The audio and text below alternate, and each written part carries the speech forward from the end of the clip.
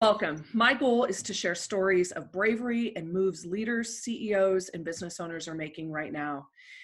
One leader, about a 1-minute story. And so I'm excited to introduce you to Jeff Huber. He is the CEO of Home Instead. And Jeff, thank you so much for joining and being a part of this. I really appreciate it. And so the question I've got for you today is, what is helping you be braver right now?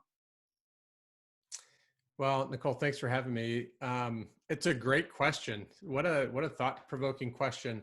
I think I don't know that it's so much different today as it always is, but what really gives me bravery and courage is the having an amazing team around me. We're a very tight knit group at Home Instead at our corporate office generally, but our top team, our executive leadership team, is just the most dedicated group of people that people that you're really proud to have in your corner of absolute integrity.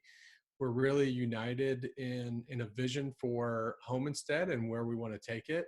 We've got a very clear plan that we're executing on. So I think it's those two things that's really given me courage and bravery in this time. It's that have an amazing group of people surrounded that surround you and give you courage, but also acting on a plan, something that we're rooted to. And what this has done for us, it's just highlighted the necessity of our plan and is causing us to want to accelerate the implementation of our strategic plan, and just do as much as we can to move the network forward to what we call the next home instead. Oh, nice. And so when you think about that and implementing it with you and the leadership team, are there any mindsets, behaviors, or habits that come up for you that you've been leaning on a little bit more in this during this time? Yeah, so I have real confidence. So this is really a digital transformation. Every business is dealing with that, and we've mapped that out, and we're pretty clear about where we're going. And of course, the implementation of that is challenging, as everyone who's trying it knows. I have absolute confidence now in our ability to execute on it technically, but what's necessary really is an underlying cultural shift that needs to happen, Mhm. certainly within our home office and within our franchise owners and their teams. And what this has done has shown just how quickly our network can pivot and change and adapt and innovate. And so that gives me great encouragement that we've been working on this change now for a couple of years. We're really now kind of into the big part of the curve. And the clear message to me is like, this is a competency that we have, Yeah. and that we should not be scared or intimidated by the change that's coming, because we have just demonstrated in a very short compressed time frame that we can pivot and change and adapt really quickly in a very large way. Oh, nice. So think about what's one piece of advice you'd give other leaders as I mean, we were talking earlier about sometimes there's really good days, sometimes there's tough days. What's one piece of advice you'd give to other leaders?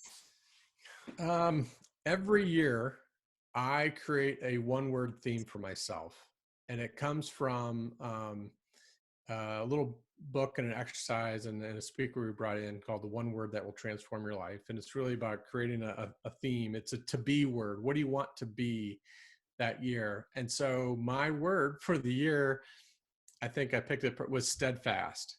Mhm. And I want to be steadfast. And so I've got that big in my office, and I keep coming back to that. So on those hard days, it's just like, okay, we're gonna be steadfast. We're gonna stick to the plan. We're gonna keep moving forward.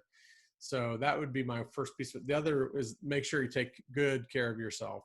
So one of the things that also helps me be brave is just coming to every situation just as healthy as I can be. So I've stayed really regular with workouts, because that helps me tremendously. Trying to get great sleep, trying to eat well, sleep well. It's just so that's just really really important. It's a leadership imperative that you take really good healthy care of yourself so that you can bring your best self to work. I love it.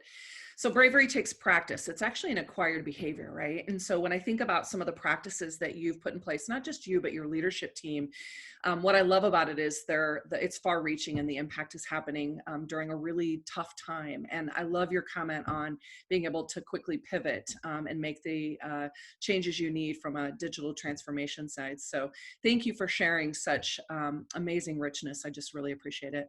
Well, it's great to be with you. Thank you. Yeah, thanks, Jeff.